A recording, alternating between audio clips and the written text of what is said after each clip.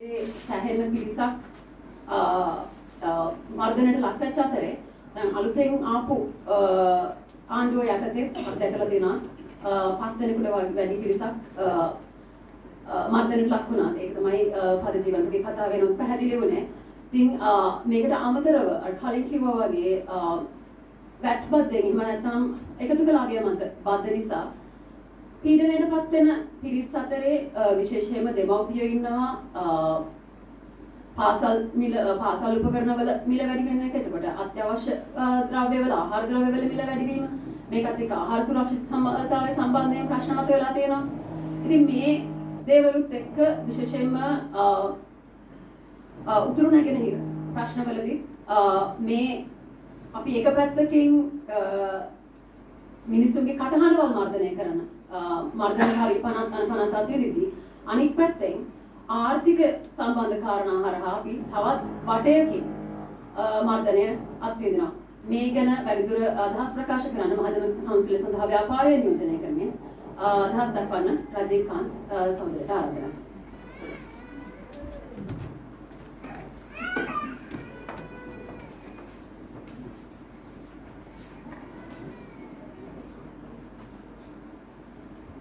அனைவருக்கும் வணக்கம். நீண்ட காலமாக ஒரு தற்காலிக சட்டமாக இயற்றப்பட்ட பயங்கரவாத தடை சட்டம் கடந்த 40 வருடங்களுக்கு மேலாக இலங்கையில் அரசாங்கங்களுக்கு எதிராக அடக்குமுறைக்கு எதிராக அரசியல் பேசுபவர்களை அடக்கி ஒடுக்குவதற்கென்று தொடர்ச்சியாக பயன்படுத்தப்பட்டுக் கொண்டிருக்கிறது. இந்த சட்டத்தினுடைய நீக்கம் தொடர்பாக மிக நீண்ட காலமாக பலர் போராடி இருக்கின்றார்கள். எங்களை பொறுத்தவரையில் காலி முகத்திடல் போராட்டத்தின் போதே திட்ட தெளிவாக இந்த சட்டம் இல்லாமல் செய்ய வேண்டும் என்பதை முக்கிய ஒரு கோரிக்கையாக வைத்திருந்தோம். இன்று ஆட்சி ஏற்றிருக்கின்ற அனுரவினுடைய என்பிபி அரசு அந்த காலத்திலே இந்த போராட்டத்தில் பங்கு பெற்றியது. பயங்கரவாத தடை சட்டம் இந்த நாட்டில் இருக்கக்கூடாது என்பதை வலியுறுத்தி இருந்தார்கள். ஆனால் இன்றைய சூழ்நிலை என்ன? இன்று 100 நாட்கள் கடந்து எந்த ஒரு நடவடிக்கையும் இல்லாமல் பயங்கரவாத தடை சட்டம் அப்படியே இருக்கின்றது. அப்படியே இருந்தால் என்ன என்ற கேள்விக்கு அப்பால் பலர் பயங்கரவாத தடை சட்டத்தில் கைதாகி இருக்கின்றார்கள். இந்த அரசாங்கம் எந்த சட்டத்தை நீக்க வேண்டும் என்று குரல் கொடுத்ததோ அந்த சட்டத்தின் கீழ் மீண்டும் பலரை கைது செய்திருக்கின்றார்கள். இந்த கேவலமான வேலையை இதற்கு முன்னர் இருந்த இனவாதிகளும் கொள்ளைக்காரர்களும் செய்து கொண்டிருந்தார்கள். இவர்களுக்கும் அந்த அரசாங்கங்களுக்கும் என்ன வித்தியாசம் இருக்க முடியும் என்பதை தான் நாங்கள் இங்கு கேள்வியாக எழுப்ப வேண்டும். உங்களுக்கு எல்லாம் தெரியும், பயங்கரவாத தடை சட்டத்தில் ஒரு காலத்தில் தமிழ் மக்கள் வெகுவாக பாதிக்கப்பட்டுக் கொண்டிருந்தார்கள்.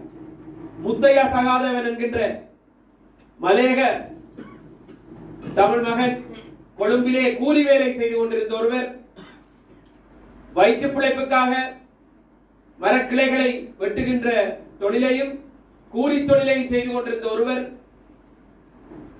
யாரோ அழைத்து ஒரு மரக்கிளையை வெட்ட சொன்னதற்காக கிட்டத்தட்ட 15 வருடங்கள் சிறையில் இருந்து சிறையிலேயே மரணமாகி போயிருக்கிறார்.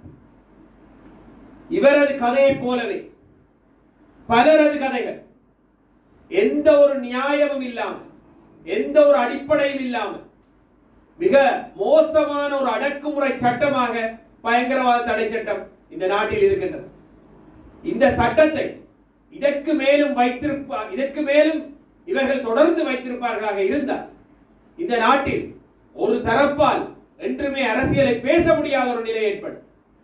ஒரு காலத்தில் வெறுமனே தமிழருக்கு மேல் பயன்படுத்தப்பட்ட இந்த பயங்கரவாத தடை சட்டம் இன்று அதன் அடுத்த வடிவத்தை எடுத்து அரசுக்கு எதிராக யாரெல்லாம் குரல் கொடுக்கின்றார்களோ அவர்களை அடக்குவதற்கு பயன்படுத்தப்பட்டுக் கொண்டிருக்கிறது.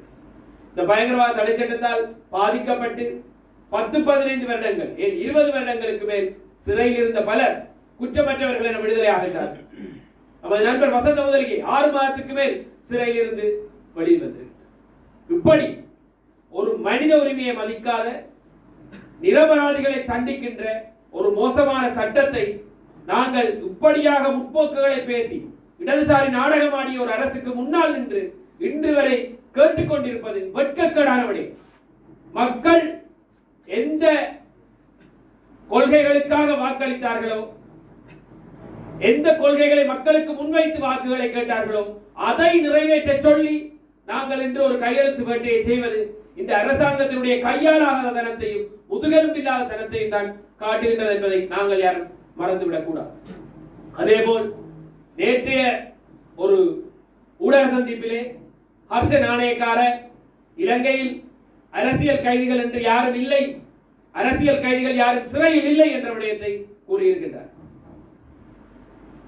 ஆனால் செப்டம்பர் மாதம் இடம்பெற்ற ஜனாதிபதி தேர்தலில், நவம்பர் மாதம் இடம்பெற்ற பாராளுமன்ற தேர்தலில் அவர்களுடைய கொள்கை பிரகடனத்தில் தெளிவாக அரசியல் கைதிகள் அனைவரையும் விடுதலை செய்வோம் என குறிப்பிட்டிருக்கிறார்.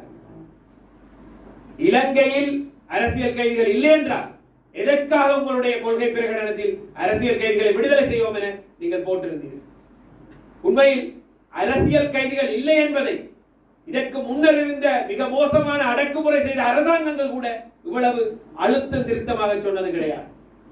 அரசியல் கைதிகள் என்பது தமிழர் பக்கத்தில் இருக்கக்கூடிய மிகப்பெரிய ஒரு அரசியல். அந்த அரசியலை ஒட்டுமொத்தமாக குழி தோண்டி புதைக்கின்ற செயற்பாட்டை இன்று நீதியமைச்சர் செய்து கொண்டிருக்கிறார்.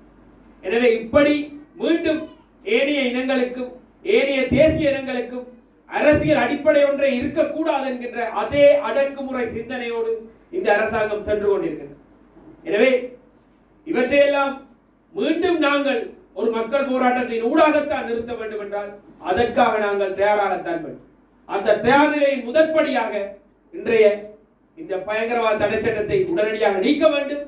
அத்தியாவசிய பொருட்கள், உணவுப் பொருட்கள், ஏனைய மருந்து பொருட்கள், பாடசாலை உபகரணங்களுக்கு மேல் விதிக்கப்பட்டிருக்கின்ற பெறுமதி சேர் வரி நீக்கப்பட வேண்டும் என்கின்ற கோரிக்கைகளை முன்வைத்து நாங்கள் இந்த கையெழுத்து நடவடிக்கையை ஆரம்பித்திருக்கின்றோம்.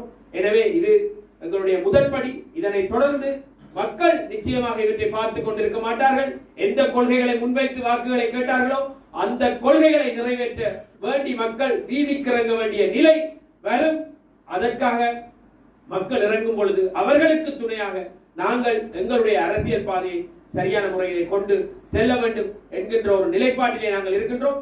எனவேதான் இந்த சரியான தீர்மானங்கள், சரியான அழுத்தங்கள், ஒரு அழுத்தம் கொடுக்கும் குழுவாக நாங்கள் எங்களுடைய வேலையை செவ்வனே செய்கின்றோம். நன்றி.